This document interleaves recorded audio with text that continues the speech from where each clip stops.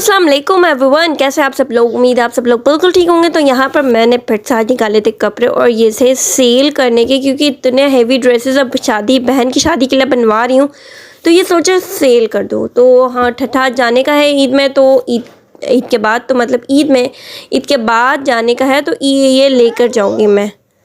ये सारे कपड़े जो मुझे सेल करने हैं वो ले जाऊंगी, क्योंकि ये सारे सेल करके मेरा एक जोड़ा तो न्यू मतलब हेवी आ ही जाएगा। और ये पीच मेरा मोस्ट फेवरेट सूट है, मुझे बहुत पसंद है। पर मैं सेल करने का रीज़न है, मैंने आगा नूर का पीच लिया, वो बेबी पिंक कलर का है, पीच नहीं है बट रिजेंबल है। तो मैंने सोचा अब इतने सारे हैवी ड्रेसेस, अगर मैं कुछ नया लेती हूँ तो कुछ पुराना अगर न्यू कंडीशन होती है तो सेल कर देती हूँ। ये मैंने 3 से 4 बार पहना हुआ है और मैंने कहा कि अब बस दे देती हूँ। और वैसे भी शादी के लिए न्यू जोड़े ले रही हूँ, तो इतनी ज़्यादा रश अलमारी में करना, तो पुराने जो हैं जो बस अब पहन लिए हैं वो दे देती हूँ, और फिर 2 3 4 5 जोड़े दे देती हूँ और इसकी जगह पर एक नया जोड़ा आ जाएगा। हमेशा इसी तरह करती हूँ मैं। तो ये वाला ड्रेस न्यू था, और जो मेरी मम्मा स्टिच करती हैं कपड़े, तो उनके पास जो आती हैं ना सिंधी कोमा, तो वो ले लेती हैं, बहुत अच्छी प्राइजेस में ले लेती हैं। तो उसको मैंने मम्मा को ये वीडियो भेजी थी कि ये वाला जो ड्रेस है मैंने एक्स्ट्रा स्मॉल मंगवाया था, क्योंकि इसमें स्मॉल साइज़ नहीं था, तो ये भी मुझे सेल करें। तो वो आई थी सिलवाने के लिए भी, तो मम्मा ने उसको वीडियो दिखाई, तो उसने कहा ठीक है मैं 3500 में ले लूँगी। मैंने 7000 का था सेल में खादी का, और सेल में ये मुझे मिला 3500 का, तो उसने कहा कि मैं ले लूँगी। तो मैंने कहा चलो जी। मैंने पहना नहीं था, एक बार वीडियो के लिए, टिकटॉक की वीडियो के लिए पहना था, मैंने इसको पहना नहीं था, तो ये तो बिक गया था। सिर्फ कुर्ती मैंने ली थी, बट इसके लिए मैंने शलवार भी सिलवाई थी, तो वो भी इसके साथ 3500 में मैं दे दूँगी। और एक ब्लैक था जो मैंने आपको नेक्स्ट वीडियो में दिखाया था, जो शॉर्ट था, तो मैंने इसके नीचे लेस वगैरह लगवा के उसको लॉन्ग लेंथ करवाया था। ये भी मुझसे एक बार ही मैंने पहना और अब मुझसे नहीं पहना जा रहा। मैं वेस्टर्न के बड़ी शौकीन रखती हूँ, पर बाद में जब वेस्टर्न ले लेती हूँ ना, इसके बाद मुझसे पहना नहीं जाता, मुझे बहुत अजीब लगता है। तो गाइस, इसका जो पीछे टाई करने का स्टाइल है ना, बहुत ज़्यादा आप सब लोग बिल्कुल ठीक होंगे, और ठीक ही होंगे। तो अब मुझे सुखाने हैं कपड़े, और मेरा मोबाइल हो रहा है यहाँ पर चार्ज, ये देखे वायर। तो हमें जाना है शॉपिंग पे, क्योंकि मैं शॉपिंग पे नहीं गई हूँ। मैं ऑनलाइन करके थोड़ा बोर हो चुकी थी। तो मुझे लेना कुछ भी नहीं है मार्केट से, बट मुझे क्या करना है, घूमना है, बस हमें घूमना है। और मैंने उमेर से कहा मुझे कुछ भी नहीं चाहिए, सिर्फ मुझे घूमने देना है आपने। और प्लीज़ ये नहीं बोलना है कि बस करो, ले लो। तो अभी देखिए मैंने आधे कपड़े सुखा लिए, लुक एट दिस, आधे सुखा लिए। छत पे सुखाने की बिल्कुल भी हिम्मत नहीं है, मैं थक गई हूँ, आधे कपड़े वॉशरूम में है, वो लूँगी और उसको भी सुखाऊंगी, और फिर मैं रेडी होती हूँ, इन दोनों चुड़ैलों को रेडी करती हूँ, चुड़ैल, और नमाज पढ़ती हूँ, और फिर आपसे मिलती हूँ। और मैं आपको बता दूँ मैं कहाँ जा रही हूँ। मैं लकी वन नहीं जा रही, लकी वन नहीं लेके जाते मुझे, लकी वन से तो उनको बहुत ज़्यादा चिढ़ है, क्योंकि मैंने उनको बहुत लकी वन घुमाया है। तो मैं जा रही हूँ तारिक रोड। चले अब, या तो रेडी होके मिलते हैं या तो डायरेक्ट वहाँ मिलते हैं। तो इतने ज़्यादा हम एक्साइटेड थे बाहर निकलने के लिए, जैसे कोई कैद हो और कैद से हम आज़ाद होना चाह रहे हो। बस अब शॉपिंग हो चुकी थी, और ये सामने था काशीज़ का सैलून, और उसमें उमेर को मैंने भेजा था कि आप जाके मेहंदी कोन लेकर आ जाएँ, क्योंकि उनकी ऑफ़र लगी हुई थी अभी 5 नेल पेंट्स के ऊपर 2 कोन 2500 रुपये के।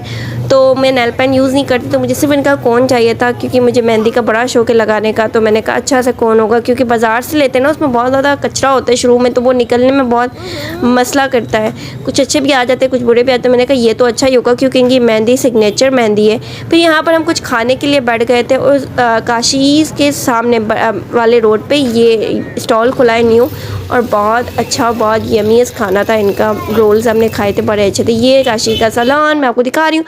और अब आ चुकी थी, ये था नेक्स्ट डे, और मैं घर आ चुकी थी। और यहाँ देखें मैं आपको थोड़ी सी शॉपिंग दिखा रही हूँ। शॉपिंग में अभी नहीं दिखाऊंगी, शॉपिंग मैं आपको नेक्स्ट व्लॉग में दिखाऊंगी। और मैंने कोई इतनी शॉपिंग नहीं की है, इन दोनों के एक सैंडल्स लिए, और बस 1-2 क्लच लिए, और कुछ भी नहीं लिया, चूड़ियाँ वगैरह भी नहीं ली, कुछ भी नहीं लिया। बस उमेर कहते तुम प्राइस टच करने जाती हूँ। हाँ, मैं वाकई में प्राइस टच करने के लिए जाती हूँ।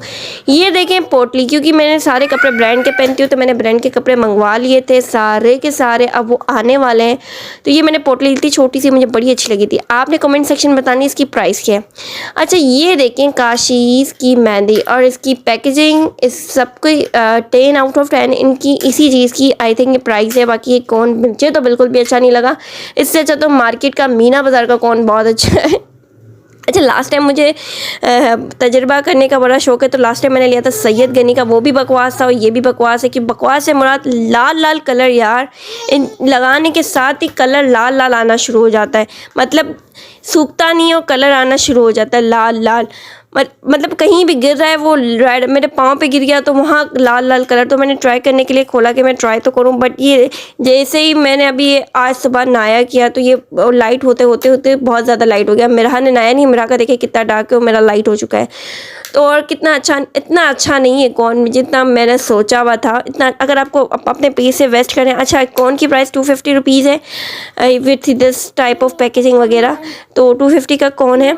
ऑनलाइन में मंगवा रही तो वो कह रहे थे कि 250 डीसी लगेगी और 250 का कौन आएगा। तो मैंने कहा 500 रुपीज़ का एक कौन मंगवाऊँ, तो इससे अच्छा मैं तारिक रोड जाऊँगी तो वहाँ से मैं ले लूँगी। तो नहीं, पूरा आधा खाली करो फिर जाके हमसे कौन पकड़ में आता है, बहुत मोटा है और जैसे ही पिन निकालो तो कौन निकलना स्टार्ट हो जाता है।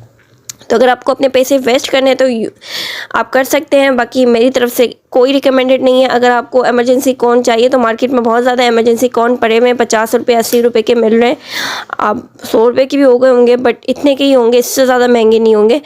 तो इमरजेंसी कौन ले लें। ये इमरजेंसी कौन है, आप जितना हाथ धोएंगे उतना इसका कलर निकलता ही जाएगा। बाकायदा आपका साबुन का जो झाग होगा ना, हैंड वॉश का जो झाग होगा ना वो भी ऑरेंज ऑरेंज बन के निकलेगा जितनी टाइम भी आप हाथ धोएंगे। तो ये उनकी मॉडल्स के लिए, ये जो मॉडल्स इनकी मतलब लगाती हैं और फ़ौरन धोकर आ जाती हैं, फिर वो ना कोई काम करती हैं ना कुछ करती हैं, तो उनके लिए। और आप लोगों के लिए भी है, आपको जिस झटपट रंग चाहिए तो है। और बाकी इसमें कचरा नहीं है, बहुत अच्छा निकलता है और बहुत फुल ही भरा हुआ होता है। मतलब खोलने के साथ जो ये गिरना शुरू होता है ना, मैं तो पूरी मतलब समझ लें कि कौन सा मैंने ना ही लिया, इतना ये गिरना स्टार्ट हो गया। यहाँ पर मैं बना रही थी, थोड़ा सा कीमा पड़ा हुआ था और आज की अफ्तारी के लिए मैंने सोचा कीमे के समोसे बना लेती हूँ। तो मैंने इसमें थोड़ा सा क्रश किया वो धनिया, थोड़ा सा धनिया डालती हूँ, मुझे अच्छा लगता है।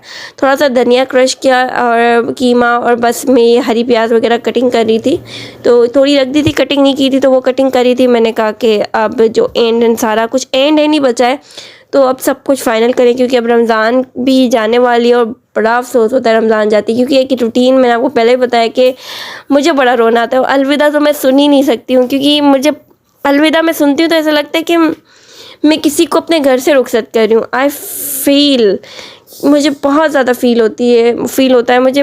फिर हम आस्ते आस्ते अपनी रूटीन में आ जाते हैं, बट मुझे रमज़ान की रूटीन बड़ी पसंद आती है। हाँ थोड़ी हेक्टिक होती है, बहुत ज़्यादा भागम दौड़ी हो जाती है, बट सब अपनी अपनी जगह पर होते हैं, सब अपनी अपनी रूटीन में चल रहा होता है, सब टाइम पे चल रहा होता है। पूरा एक टाइम टेबल जो बनता है ना रूटीन का, बड़ा मज़े का लगता है मुझे। बस 1 महीने की मेहमान होती है और ये 1 महीना ऐसा गुजरता है पता ही नहीं लगता है। खैर यहाँ पर देखें, मैं जल्दी से, क्योंकि टाइम बहुत हो चुका था और मैंने जल्दी क्योंकि फ्रिज में ना कीमा निकल ही नहीं रहा था। वो मैंने फ्रिज के जो उसके ऊपर रखा था ना, ट्रे के ऊपर, ट्रे उसके बर्फ़ में जम गई थी। अब बर्फ़ इतना हो गया था, मैंने कहा फ्रिज साफ़ करना है, संडे को सही से साफ़ करूँगी। बर्फ़ जम गया है नीचे तले में, तो वो चिपक गई थी ट्रे। तो मैं ट्रे को निकाल रही हूँ, मैंने कहा ट्रे टूट जाएगी बट निकलेगी नहीं, इसको थोड़ी देर खुला रखने दो। तो मैंने जुमे की नमाज़ पढ़ी, सूरह कहफ पढ़ी, तो तब जब फ्री हुई तो मैंने देखा अब निकल चुका है। अब इसको थोड़ा जल्दी से कीमे को पिघलाओ, कीमा पिघला, फिर इसके बाद ये बना रही हूँ अभी, और ठंडा होगा फिर उसको भरूँगी। तो बहुत ज़्यादा टाइम हो गया था, 5 बज चुके थे, तो मैंने कहा जल्दी बस झटपट ये कर लूँ।